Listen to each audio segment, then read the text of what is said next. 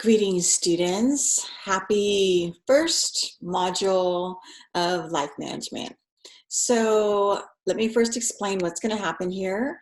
Every week I will presenting to you a short video going through the PowerPoint slides of our information. And my goal here is just to clarify any information, share some things with you that might help you to understand our learning material a little bit better.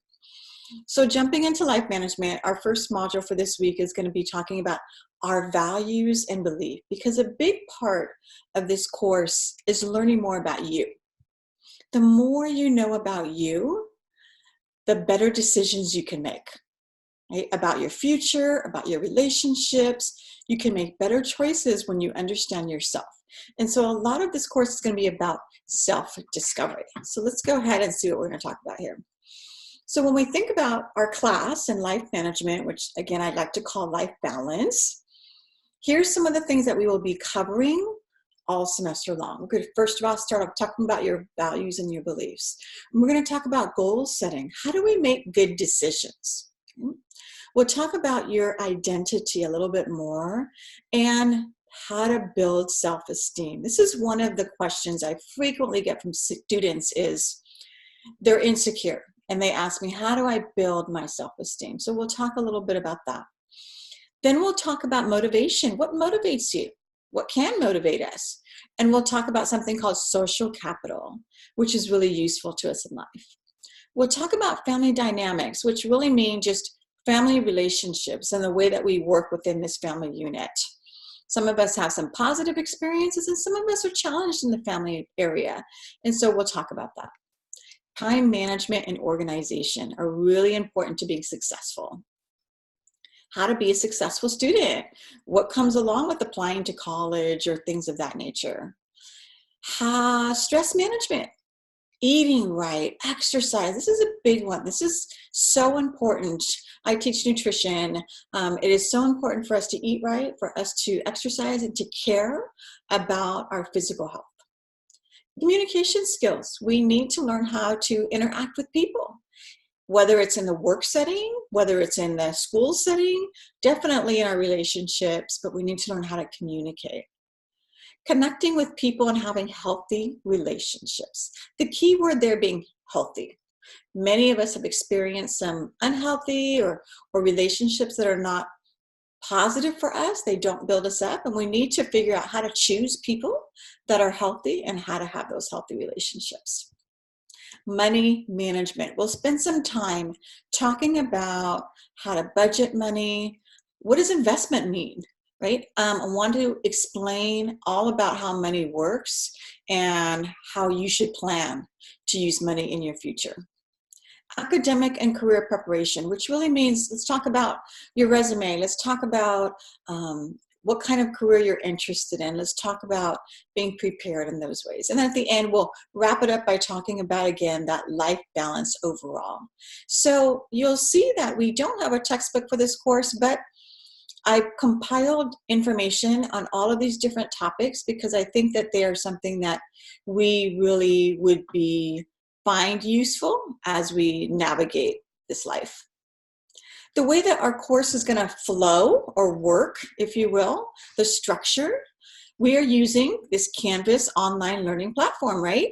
And so with that, we will be logging in, or you, I should say, will be logging in multiple times a week. You will be reading articles and case studies. So since we don't have a textbook, there is going to be other reading that you will do online. You will watch videos. This is one of them. So whether it's a video of me sharing or talking about our learning information, or it's other videos that I have provided for you to learn a lesson. We will have a new module every week. So every week, Monday morning at midnight, it will open up and be available. You will be able to see the reading we have for the week, any assignments that we have for that new week. And then this course will have a lot of different activities because I feel like it's more important than reading a textbook is to apply what we learn. It's one thing to explain something to you, but it's another thing to give you an activity where you can see what it looks like in action. What does it look like for you? And so we will have a lot of different activities to, again, grow and learn practically. Our assignments, we're going to have 3 exams in this class. We will have, as I've mentioned, multiple activities online per week. We will have 1 paper that we're writing, which is really about you. It's your future plan, your goals paper. We will have weekly reflections. So think of it as your personal diary. It's your journal. It's where you take time to think about what we learned or think about some things that have happened to you that week and reflect on them. And then we'll have extra credit, which again is optional. However, I definitely recommend it if you're looking to earn an A or do well in this class. All right, so let's talk about values. What do values mean? The definition of value is what you think, how you feel, which then leads to you acting. It's what is really important to you. And so I'll show you a list of different values in a minute, and you can think about that. But values make up so much of who you are. When it comes to picking your life partner, when you think about who do you want to date, who do you want to spend time with romantically, you want to have your values align. So if you value family, you don't want to pick someone who does not value family, because you will have some conflict with that. And so your values are very deeply rooted, and you need to be aware of what your values are so that you can look for them in other people. Where do they come from? They come from our family, community, or our faith, particularly those people that have raised us. That's really where a lot of our values come from. And they change as we get older, right? As we get wiser, our value system will change. You may value materialism when you're a young person, but as you get older, you may really value your relationship with someone instead of materialism. Definitely, our values influence our behavior and our choices. For instance, in my family, my parents taught me to value work. They exemplified to me a strong work ethic, and they taught me that value. And I remember when I was in college, I worked multiple jobs, or I worked full-time and went to school full-time at the same time, right? I learned to work hard to get ahead. Right? And that's one of my values. So my behavior of working hard was based on that I value work. I valued that. So our society, think of our American Western society. We have a conflict here because there's this independent versus interdependent culture. The independent culture is our American society, which tells us you can have whatever you want and you can be whoever you want. You go for it, whatever you want to do. Whereas a lot of our ethnic cultures are interdependent. And what that means is, let's say that you have a family, and in order to financially help that family, you need to, instead of going to college, you need to stay home and work. I met a young girl just the other day who's finishing high school. She has incredible grades. She could be headed for college, but she told me that her family owns a little grocery store market, and that the family told her that she needed to stay home and work the market to help the family financially. And she's happy to do it. She was not upset at all. And that is what we mean by interdependent. It means that you make choices, not just for yourself, but you make choices based on what is best for your family unit. All right, continuing, our values really come from our experiences. They come from our parents, our siblings, friends, teachers, organizations, what we learn in the media. So an example would be shopping behaviors. Let's take me, for example. As an example, I'm a single mom. And as a single mom, I have to live by a budget. I have lots of teenagers that live in my house who eat a lot of food. So I'm always concerned about my food budget. So I value economics. I value being frugal, because if I'm not frugal, we don't get to do anything else. So if my kids say, I want to go to the movies this weekend, in order for me to take my kids to the movies, I have to have made sure I was in my budget for our food expenses for the month. And so I am very frugal. That's just one of the values that I have. So I comparison shop. I pretty much shop at Walmart for my groceries. I shop at Costco for some different things that I can buy in bigger quantity that saves me some money, right? And that's behavior comes from my value of being frugal, right? So, and you can watch this little video here when you have some time to kind of help further explain where our videos, or where our values come from. Ooh, sorry, I didn't mean to start that. And you're gonna find out in my videos that I'm very real and I'm very vulnerable and open and honest. And so you're going to hear things going on as I make these videos for you. My kids may walk in the room, the cat may be screaming, and my son plays the piano when I'm busy making videos. All kind of things happen, and I'm just going to tell you right now, it's just life. That's just the reality of my life. Here's a really good list of values. And so you can kind of look here and start to see some that appeal to you, and some that, maybe not. I definitely value family. I come from a very large Hispanic family, and we have a lot of gatherings and get-togethers. However, I have no creativity whatsoever. No talent. I'm not artistic, any of those things, right? That's not so much for me. I definitely value fairness. I'm somebody who believes in equality and believes in being fair with people. I believe in hard work, right? So you can kind of go through this list. I'm not a risk taker. I'm pretty much a secure person. I like things that are safe, right? That's me. I'm really impressed when I meet people who are risk takers, right? So there's no right or wrong in your values. They are something that you need to discover about yourself as you do some introspection or looking deep within yourself. Your beliefs. So your beliefs. So a definition of a belief is really an attitude that comes from your values. So you feel a certain way about something, right? Again, take the work kind of ethic that I feel I have, that I value. Therefore, I have attitudes about it. I remember one time that many years ago when I was on a first date with someone, and I was getting to know this person, and the person says to me, "You know what I hate?" And I said, "What?" And the person says, "Work. I hate working." He says, "I don't like to work. So what I do is I get a job for like 6 months, and then I quit the job. And I go to the beach and I just kind of hang out for 6 months. And I have like 6 roommates in my apartment so that I don't have too many expenses, so I can afford to just quit work." And in the back of my mind, I'm thinking, okay, no second date here, because I wasn't interested in somebody who didn't value work. Because for me, I wanted to work so that I could buy a house one day, so I could have good things in life that I wanted, right? And I don't want to carry somebody. I want them to work too. And so that's what I mean. Our beliefs come from our values, right? Sometimes we can get into this thing where we have what we call a self-fulfilling prophecy, because we always say, "I can't."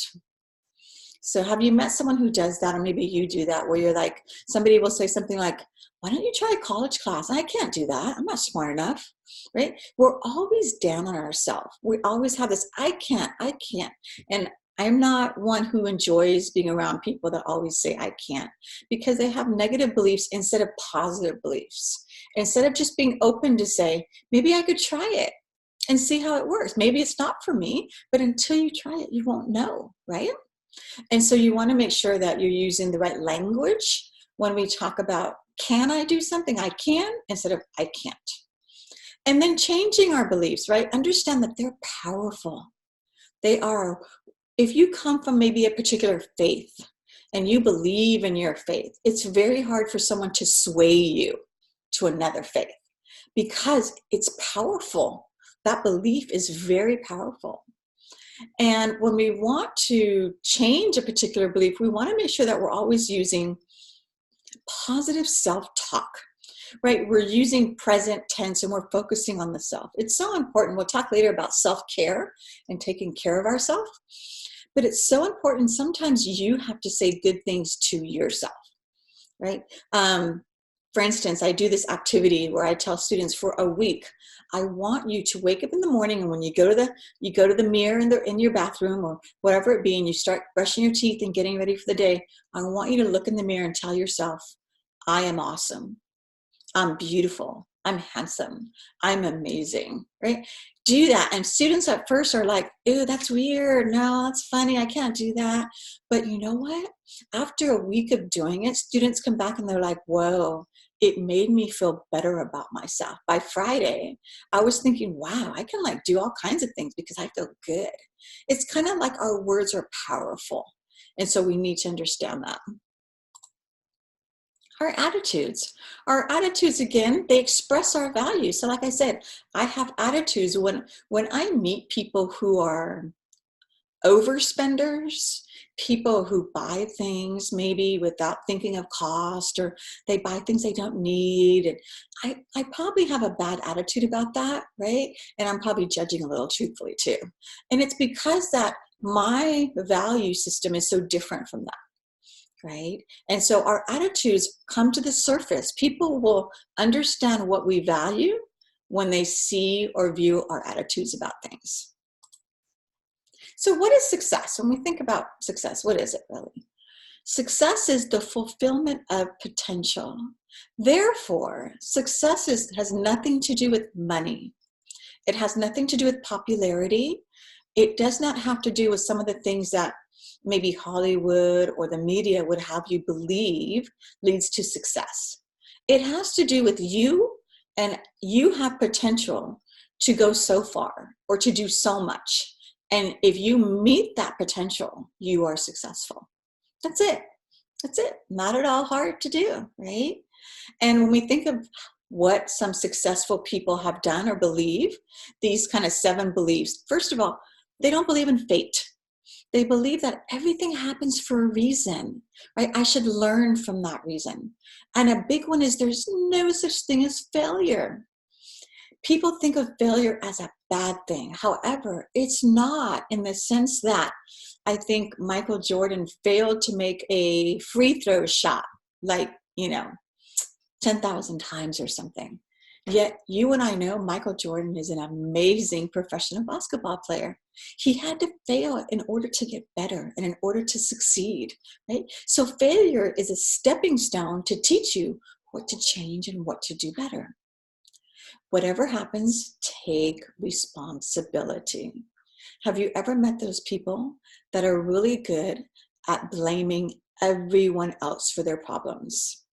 It's my teacher's fault I failed. It's, my mom's fault that I was late for school. It's everyone else's fault but theirs, right?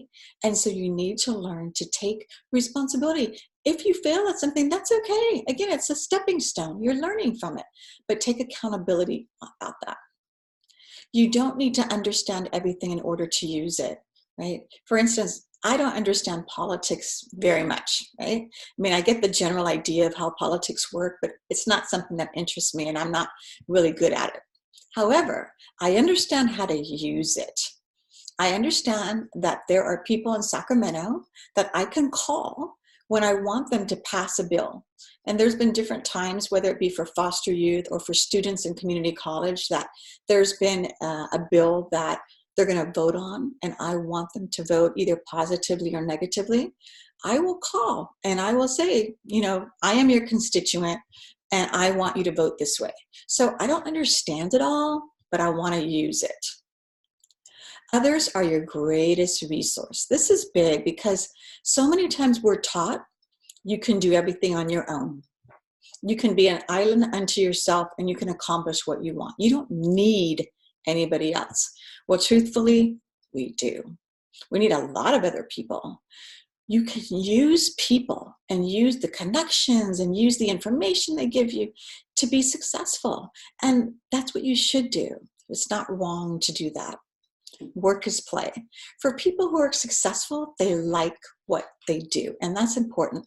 That's why this class hopefully will help you understand yourself more, so you can figure out what is it that I want to do, right? Work is play.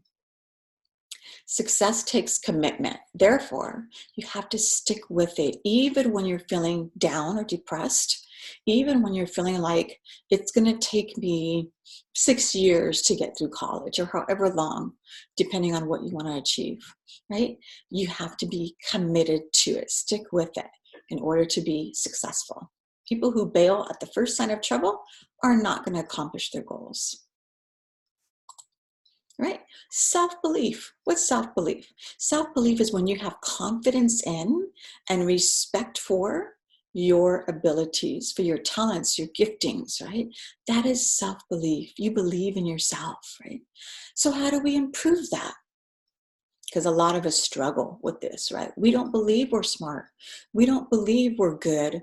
We don't believe we can have healthy relationships because we don't know what that looks like. Well, in order to improve that, we, number one, need to accept ourselves.